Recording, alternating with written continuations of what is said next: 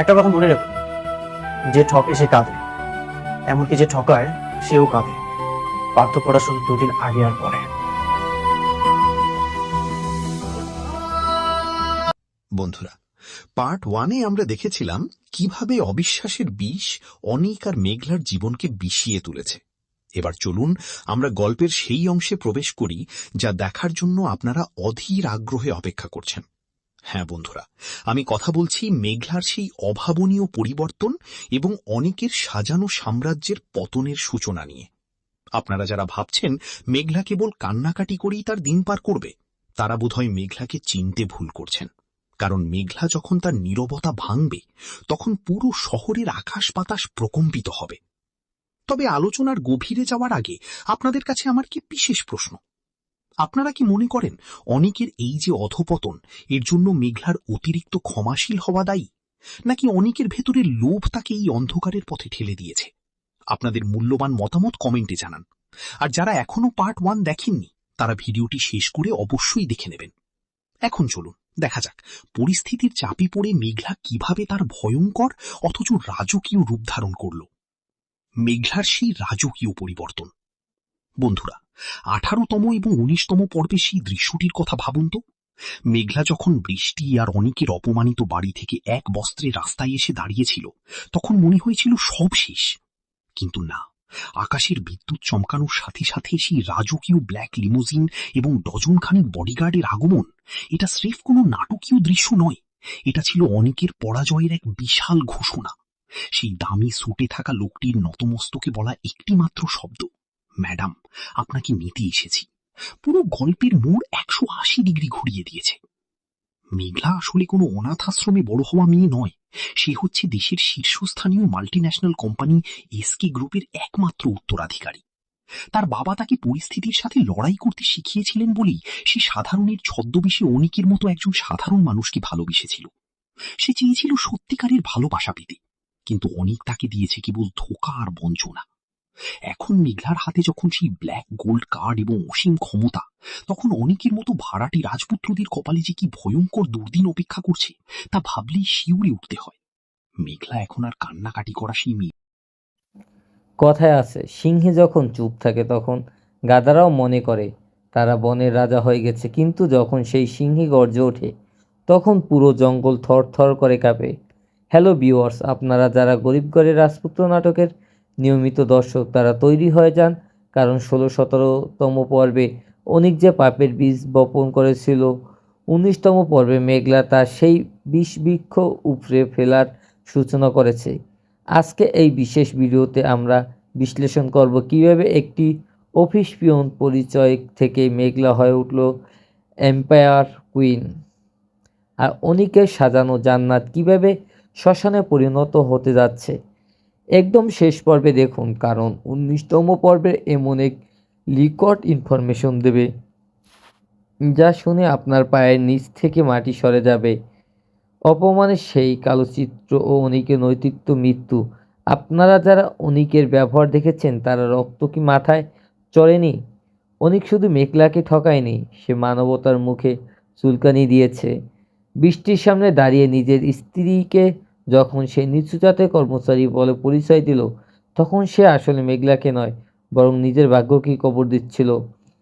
অনিক ভেবেছিল সে রাজপুত্রের মতো জীবন কাটাবে বৃষ্টির বাবার টাকায়, কিন্তু সে জানতো না মেঘলা নীরবতা ছিল আসল এক প্রলয়ঙ্কারী জ্বরের আগের নিস্তব্ধতা।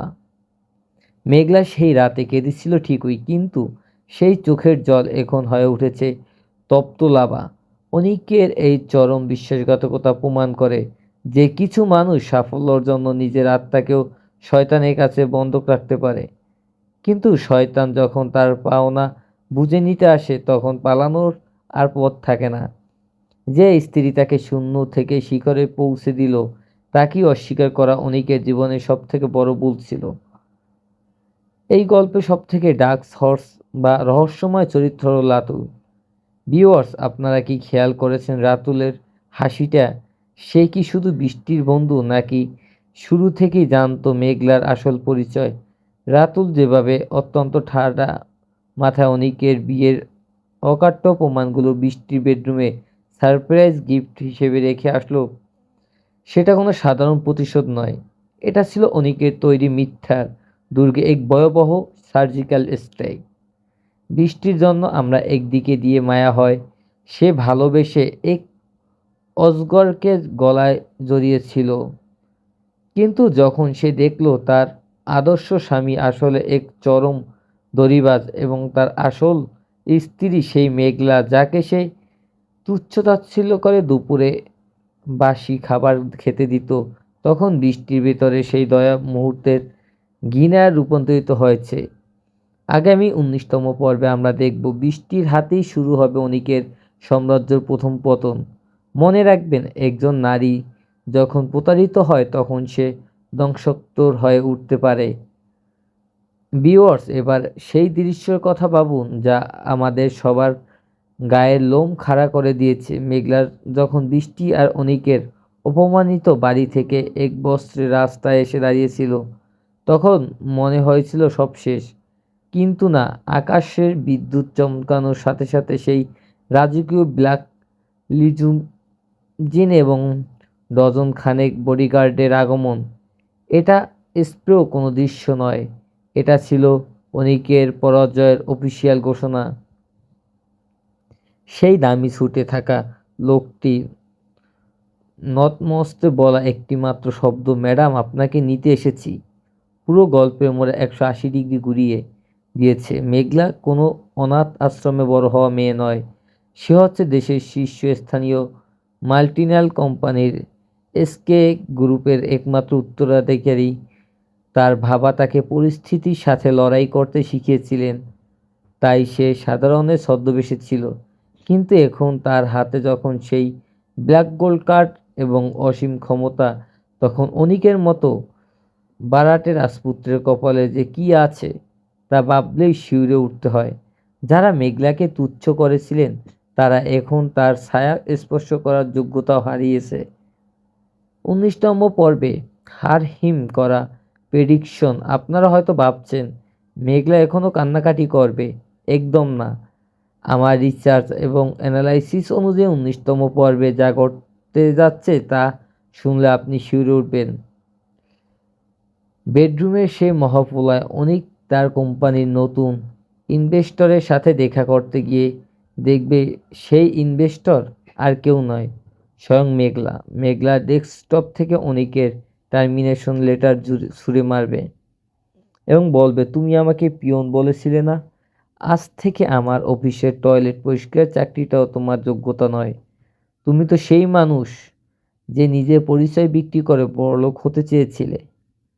অনিকের নগ্ন আত্মসমর্পণ। যখন অনিক দেখবে তার পায়ের নিচে মাটি সরে গেছে, সে বৃষ্টির পা ধরবে, তারপর মেঘলার পা ধরবে। সে তার করা সব অপরাধের জন্য ক্ষমা চাইবে। কিন্তু মেঘলা এবার আর দয়ালু দেবী নয়, সে এবার রণচণ্ডী। সে অনিকের সব ব্যাংক অ্যাকাউন্ট ফ্রিজ করে তাকে মাঝ রাস্তায় ছুঁড়ে ফেলে দেবে। অনিকের দামি গাড়ি, পোশাক আর অহংকার সবই ধুলোয় মিশে যাবে। বৃষ্টি কি মেঘলার সাথে হাত মেলাবে? হ্যাঁ, আমাদের প্রেডিকশন বলছে বৃষ্টি আর মেঘলা, এই দুই নারী মিলে অনিককে এমন এক শিক্ষা দেবে যা বাংলা নাটকের ইতিহাসে আগে কখনো ঘটেনি। ২০৩-এর লড়াই নয়, এখানে হবে দুই প্রতারিত নারীর জোটবদ্ধ প্রতিশোধ। নাটকটি এখন এমন এক পর্যায়ে যেখানে ন্যায় বিচারই শেষ কথা। আপনাদের কাছে আমাদের ৩টি প্রশ্ন, যারা উত্তর কমেন্টে দিতে ভুলবেন না। মেঘলার কি উচিত অনিককে জেলে পাঠানো, নাকি তাকে রাস্তায় ভিখিরি বানিয়ে তিলে তিলে মারা? আপনি কি মনে করেন রাতুল আসলে মেঘলার গোপন কোনো শুভাকাঙ্ক্ষী, যে তাকে শুরু থেকেই আড়াল থেকে সাহায্য করেছে? অনিকের সেই পতনের জন্য সবথেকে বেশি দায়ী কে? তার নিজের অতি লোভ নাকি তার অন্ধ অহংকার? ভিডিও শেষে বিশেষ অনুরোধ, বন্ধুরা, আপনারা যদি মেঘলার এ রাজকীয় পতনকে সাপোর্ট করেন এবং অনিকের পতন দেখতে চান, তবে কমেন্টে এখনই টাইপ করুন জাস্ট ফর কুইন মেঘলা। ভিডিওটি আপনার সেই বন্ধুদের কাছে শেয়ার দিন যারা অনিকের অত্যাচারে ক্ষোভে ফেটে পড়ছে। আর 19তম পর্বের সবথেকে দ্রুততম আপডেটের জন্য এখনই আমাদের চ্যানেলটি সাবস্ক্রাইব করে বেল আইকনটি অল করে দিন। দেখা হচ্ছে পরবর্তী বিস্ফোরণ ভিডিওতে। ততক্ষণ অনিকের পতন উপভোগ করুন। অনিকের ড্রয়িং রুমে টান টান উত্তেজনা। মেঘলা একপাশে দাঁড়িয়ে আছে, তার চোখে জল নেই, আছে একরাশ ঘৃণা। অনিক তার নতুন স্ত্রী বৃষ্টির সামনে মেঘলাকে চরম অপমান করছে। মেঘলা, তুমি দিন দিন অনেক হিংস্র হয়ে যাচ্ছ। তোমার পছন্দের এই নেকলেসটা যদি আমি বৃষ্টিকে দিয়ে দিতাম, তুমি আমার অপবাদ দিতে এবং আমি তোমাকে গুরুতর দিই না, তাই আগেই দিয়ে দিয়েছি। আর কতবার বলবো যে আমি আপনাদের বাড়ির কেনা গোলাম বা এই ঘরের বৌমা নই? আমরা আত্মসম্মান কি আপনার এই কানে পৌঁছায় না? কি যে বলেন ভাবি, আপনি তো আমার বন্ধুর স্ত্রী, আমাদের দয়াতে এই বাড়িতে আছেন, এটা ভুলে যাবেন না। ঠিক সেই মুহূর্তে মেঘলার বাবা সেখানে প্রবেশ করেন, তার হাতে মিষ্টির প্যাকেট। মেঘলা মা, তোর জন্য একটা বড় সুসংবাদ আছে। আমি তো মিষ্টি না নিয়ে আসতেই পারলাম না। কিসের সুসংবাদ? আপনার মেয়ে আবার কোন নতুন ফন্দি এঁটেছে। অনেক ভাবা, মেঘলার মা হতে যাচ্ছে, তুমি বাবা হতে যাচ্ছ। পুরো ঘরে নিস্তব্ধতা নেমে এসেছে। অনিকের মুখ ফ্যাকাশে হয়ে যায়, কিন্তু পরক্ষণেই তার চোখে ফুটে ওঠে ক্ষুধার্ততা, ষড়যন্ত্রের জাল ও অস্বীকারের নিষ্ঠুরতা। মা হতে যাচ্ছে মানে? এই বাচ্চা হতে পারে না। মেঘলা, তোমার সাথে অবশ্যই কোনো না কোনো চক্রান্ত হচ্ছে। এই বাচ্চার বাপ অন্য কেউ, আমি না। খবরদার অনিক, আমার মেয়ের চরিত্রের দিক থেকে কাছের মতো পরিষ্কার। তুমি তাকে অপবাদ দিচ্ছ। অপমান মেনে যেমন চরিত্রহীন নষ্টা, সেটা আমার জানা ছিল না। ক্লাবের নামে কোথায় কোথায় যায় সে খবর আমি রাখি। এই পাপের বোঝা আর ওপার চাপিয়ে দেবেন না, এর ফল ওকে ভোগ করতেই হবে। মেঘলা শান্তভাবে দাঁড়িয়ে সব শুনছিল। সে বুঝল যে মানুষ নিজের রক্তকে অস্বীকার করে, তার সাথে যুক্তিতে জেতা সম্ভব নয়। সে শুধু একটি কথাই বলল, যে ঠকে সে একসময় হাসে, কিন্তু সে ঠকায় সে সারা জীবন কাঁদে। সময় আসুক অনিক, সময় কথা বলবে। পর্দার পেছনে কারিগর ও রাতুলের রহস্য। রাতুল অনিকের তথ্যকথিত বন্ধু, আড়ালে দাঁড়িয়ে সব দেখছিল, তার ঠোঁটে এক বাঁকা হাসি। তুমি তো দারুণ খেললে। এখন বৃষ্টির সম্পত্তি আর তোমার মাঝখানে কোনো বাধা রইল না। হ্যাঁ রাতুল, মেঘলাকে ডিভোর্স দিলেই আমি মুক্ত, কিন্তু সাবধান, মেঘলা যেন কোনোভাবেই আইনের আশ্রয় নিতে না পারে। কিন্তু অনিক জানতো না রাতুল আসলে তার বন্ধু নয়, তার শত্রু। রাতুল গোপনে মেঘলার কোম্পানির ম্যানেজার সাথে যোগাযোগ করছিল। সে অনিকের সব জালিয়াতি নথিপত্র নিজের দখলে নিয়েছে। মেঘলার রাজকীয় প্রত্যাবর্তন ও বোর্ডরুমের লড়াই। অনিক তার নতুন প্রজেক্টের তথ্য, অফিসে গেছে 10,000 কোটি টাকার প্রজেক্ট। সে দম্বের সাথে বিনিয়োগকারীর সাথে কথা বলছে। ঠিক তখনই রুমে প্রবেশ করে মেঘলা। তবে আজ সে সাধারণ শাড়িতে নয়, তার পরনে দামি বিজনেস স্যুট, চোখে দামি চশমা। তুমি এখানে কেন? অফিসটাকেও কি তোমার বস্তি বানিয়ে ফেলবে? অনুমতি ছাড়া ঢুকছো কেন? অনুমতি? অনিক সাহেব, নিজের মালিকানাধীন অফিসে ঢুকতে মালিকের অনুমতির প্রয়োজন হয় না। আপনি জানেন না যে এই কোম্পানির 80% শেয়ার এখন আমার নামে? কি আবুল তাবুল বলছো? তুমি তো একটা গরিব ঘরের মেয়ে। বাঘিনী যখন শান্ত থাকে তখন শেয়ালেরও মনে করে জঙ্গলটা বোধহয় তাদের হয়ে গেছে, কিন্তু তারা ভুলে যায় বাঘিনী শিকার করার আগে একটু বেশি শান্ত থাকে।